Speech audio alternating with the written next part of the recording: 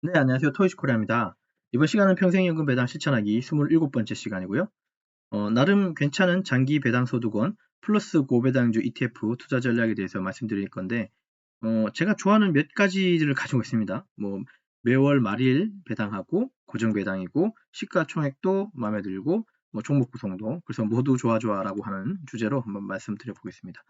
블로그 들어오시면 평생연금 배당 폴더 안에 여기 27번, 27번째 거 한번 봐주시면 되고, 시작에 앞서서 모든 투자 판단은 본인의 몫인 거 잊지 마시고, 이 글은, 이 글은 목적은 당연하겠지만, 특정 투자 결정을 권유하거나 추천하는 거 아니고요. 제가 보유한 플러스 고배당주 ETF에 대해서 말씀드리는 겁니다. 모든 책임 본인한테 있다는 거 명심해 주세요. 자, 이제 어느덧 이렇게 우리가 이제 가지고 있는 목록 만들게 됐죠. 보시면 이렇게 목록 좀 만들게 됐고요. 요 목록은 제가 매수하면서 매수한 걸 적은 것도 있고 그러니까 제가 가지고 있는 거 적는 거기도 하죠. 보유한 거. 그래서 이제 계속 조금 늘려갈 겁니다. 이 표가 좀 많이 늘어날 거예요. 네. 지금 그렇게 될 거라는 걸 좀 말씀드리고, 지금 말씀드리고 싶은 건 이번 시간은 여기 플러스 고배당주 관련된 내용이고, 요거 여기 플러스라고 하는 하나투자운용? 어쨌든 하나 건데, 한화. 여기는 우리가 이미 이제 플러스 고배당주 위클리 커버드 콜을 이미 가지고 있고, 이거에 대해서 설명 한번 드린 것 같습니다. 이거는 이제 보유 중인 걸로 요거 제가 말씀드린 거고, 총 5개 갖고 있고요. 우리 여기 표상에서는 그렇고, 실제로 제 토스증권, 그거 같이 화면을 같이 보도록 할게요. 그리고 시가총액 5천억 이상이고, 63원 배당이고. 사실 여기서 이제 하고 싶은 얘기는 다 된 것 같긴 한데, 자, 다시 넘어와서요. 어쨌든 이 배당주는 말 그대로 플러스 고배당주고 커버드 콜 방식은 아닙니다. 네, 제가 알기로는 커버드 콜 방식이 아니고 이 명칭 자체가 그러니까 커버드 콜 방식인 어떤 그런 방식이면 반드시 여기 커버드 콜 써있게 이제 법이 바뀌었어요. 옛날에는 여기 커버드 콜이란 말 안 쓰고 그냥 이상한 말 붙이고 플러스에 12%, 18%, 20% 이런 식의 프로테이지거나 조금 더 좀 이렇게 세련되거나 다이나믹한 이름이 붙어 있었는데 요즘은 이제는 커버드 콜인지 아닌지 명확하게 구분해야 되기 때문에 그래서 제목은 이렇게 되어 있습니다. 커버드 콜 방식은 아닌 걸로 파악되고 이에 관련해서 이제 말씀드려 볼게요. 제가 갖고 있는 토스증권 늘 보고 있죠. 토스증권 제가 광고하는 거 절대 아니라 그렇습니다. 제가 그냥 토스증권 편해서 쓰는 거고 그 다음에 삼성증권사 거의 그 MTS도 갖고 있습니다. 어쨌든 2개 쓰고 한투도 쓰고 하는데 어쨌든 지금은 이제 이 토스증권 가지고 편하게 쓰니까 그냥 이거 가지고 그냥 말씀드린 거예요. 보시면 지금 금액 가격은 이렇고 과거엔 제가 이제 한 주씩 사가지고 단가는 이렇고 지금 가지고 있는 건 총 5개 갖고 있고요. 그리고 얘는 작년 10월부터 한 개씩 12월 달에 한 3개 샀네요. 그 다음에 올해 1월 달에 또 한 개 사서 총 5개 가지고 있습니다. 그리고 저는 얘를 계속 좀 추가해서 계속 나갈 거예요. 그렇죠. 근데 아마 요즘 이 플러스 고배당주 가지고 여기 투자하시는 분이 조금 늘어나는 것 같아요. 시가총액 보니까 조금 늘어났다고요. 한 몇백억인가 늘어났더라고요. 이게 아마 지금 세금 관련된 문제 있잖아요. 연금 계좌나 ISA 계좌에서 떼는 세금의 그 방식이 좀 달라진 것 때문에 그 이유 때문에 국내에 찾다가 이제 이 고배당주 국내 쪽에는 과세가 그쵸, 일정 부분 안 되는 거니까 이게 15.4%까지가 안 떼지는 걸로 제가 알고 있긴 한데 저도 자세한 내용은 유튜브 이런 거 보고 좀 파겠지만 어쨌든 요런 데 사람들이 좀 몰린다고 하네요. 말씀을 좀 들어보니까. 저는 이걸 계속 알고 있었으니까 그죠? 나름 괜찮겠다라고 생각하는 거라서 이제 이걸 말씀드리는 거니까 그렇게 좀 이해해 주시면 되고. 그리고 얘는 월 배당이고 매월 배당 주고요. 얘는 이렇게 주고 요거 8%는 계산이 이게 아닐 수도 있습니다. 제가 계산한 바로는 8%는 안 될 것 같은데 고배당주에 63원으로 하고 그다음 요 금액에 15,050원이라는 금액이 63원이면 얘가 0.42% 월배당인데 요걸 곱하기 11을 하게 되면 한 5% 내외일 것 같아요. 거기다가 또 세금까지 떼버리면 그쵸? 하여튼 5% 내외로 보시면 될 것 같습니다. 아마 8% 그까지는 아닐 거예요. 8%대 이럴 때는 어는 아닐 것 같습니다. 8%대까지는 안 갈 것 같아요. 그거 그냥 말씀드리고 그 다음에 차트는 이런 차트라고 하는데 차트는 별로 중요한 건 아니고 저한테 중요한 건 이거죠. 우리한테 중요한 건 이거죠. 63원 그대로 63원. 그러면 63원이 계속 들어왔을까? 그게 또 중요하잖아요. 그래서 제가 또 한번 이래저래 찾아가지고 표로 한번 만들어 봤는데 63원이 고정적으로 들어왔고요. 작년 10월부터. 사실 얘가 원래는 월배당이 아니었었어요. 월배당 아니었고 얘 연배당이었었어요. 근데 이제 추세가 사람들이 이제 좀 이게 1년 기다려서 하기에는 사람들한테 주목을 못 받죠, 이제는. 하물며 지금 이제 외국에는 막 주배당도 나오잖아요. 매주 막 배당도 줘요. 이게 또 나중 가면 1배당도 주지 않겠습니까? 매일 배당 주는 거. 이 매일 배당까지는 좀 어려울 수는 있겠지만 어쨌든 주배당까지 온 현실에 연배당을 갖고 있으면 주목도가 떨어져요. 그 아무리 좋은 ETF라도 제가 항상 얘기하지만 시가총액 제가 본다는 게 얘 시가총액이 잘 되고 못 되는 것 중요한데 그것보다도 시가총액이 올라간다는 건 이걸 사려고 하는 사람들, 즉 고객, 즉 바이어가 이 관심을 갖고 있다는 소리죠. 저는 그 관심이 제 나름은 관심이 저는 시가총액이라고 생각하는 사람이에요. 그렇기 때문에 시가총액이 증가하고 있는 건 긍정적인 거라고 이해하시면 돼요. 그리고 우리가 ETF잖아요. 그쵸?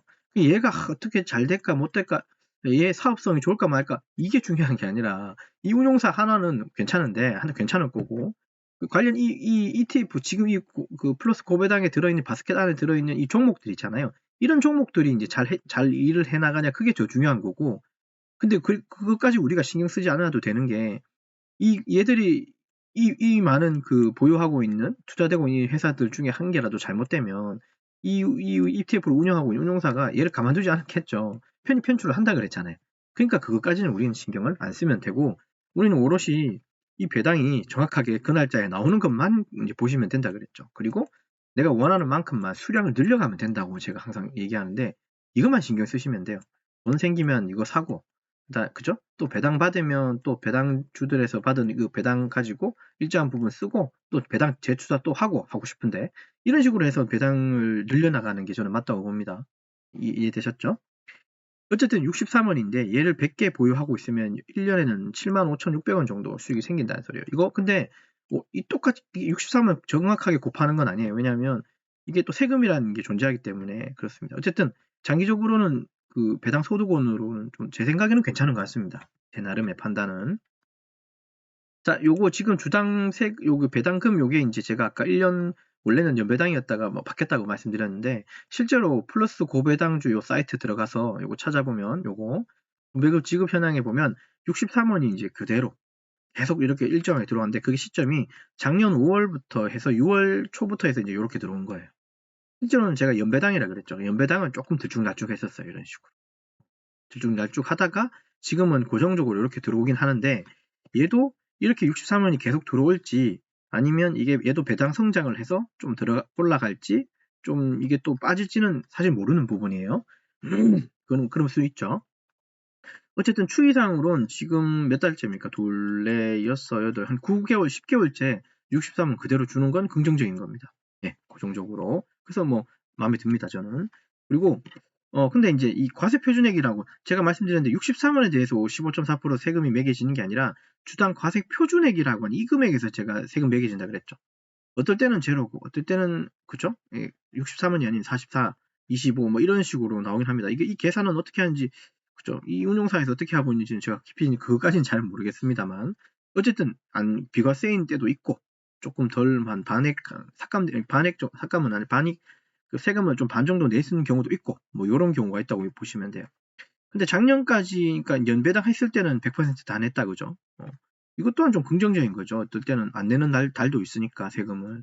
그럼 뭐 나쁘지 않은 거잖아요. 아예 그냥 63은 오롯이 그냥 이거 내는 것보단 세금 안 내는 게 제일 좋은 거예요, 사실. 어쨌든 됐습니까? 이거 안 낸다는 소리는 사실 이게 63원 가지고 뭐 얘기할 건 아닌데 우리가 이제 나중에 건강보험료 이런 것들도 올라갈 수도 있잖아요. 그게 합산이 또 안 된다고도 이해할 수도 있어요. 세금이 아니기 때문에요. 과세 표준액이 아니기 때문에. 어쨌든 저는 그렇게 생각이 들어서 말씀드리고 다시 화면 돌아오고 자 그러면 이제 이해됐고요. 그러면 결국 얘가 보유하고 있는 비중 이게 ETF가 가지고 있는 비율 탑10 보면 이런 식의 기업을 가지고 있어요. 이런 식으로 이제 보유 비중이 이렇게 조금 이렇게 약간 이 비율도 좀 뭐랄까요 하나에 너무 집중 안 돼 있고 그죠 분산돼 있죠. 이런 점도 되게 마음에 들어요. 때로는 어떤 ETF들 보면 뭐 한두 종목이 한 50%가 막 들어가는 경우도 있어요. 몰입 투자된 경우도 있는데 저는 그런 게 되게 별로 안 좋아하거든요. 늘 강조하지만 저는 분산을 되게 좋아한다 그랬죠. 예. 여기에 또 얘가 또 어울리네요. 뭐 그런 것들 보시면 되고, 다만 얘가 조금 치우친 게 금융 쪽 혹은 지주사 혹은 증권사가 좀 많다는 게 좀 눈에는 보여요. 이런 기술 관련된, 이게 자동차죠. 이 테스la 얘도 휴대폰 통신망이죠. 이런 기술 쪽의 기업에 좀 많이 투자되어 있지 않다는 게 약간 아쉬운 점이긴 합니다. 이걸 또 보완할 수 있는 또 어떤 ETF도 또 찾아보면 좋죠. 그리고 삼성전자가 또 안 들어가 있네요. 삼성화재는 들어가 있는데 뭐 그런 것도 눈에 보이긴 합니다. 뭐 그런 것들은 또 다른 ETF를 통해서 또 채워가면 되는 문제니까 보시면 됩니다. 이런 게 투자되어 있다는 거. 그래서 은행하고 보험 증권사가 들어가 있다 보니까 민감한 건 아닌데, 민감하진 않지만 배당은 꾸준히 주고, 근데 얘도 또 금리하고도 좀 영향을 받을 수도 있어요.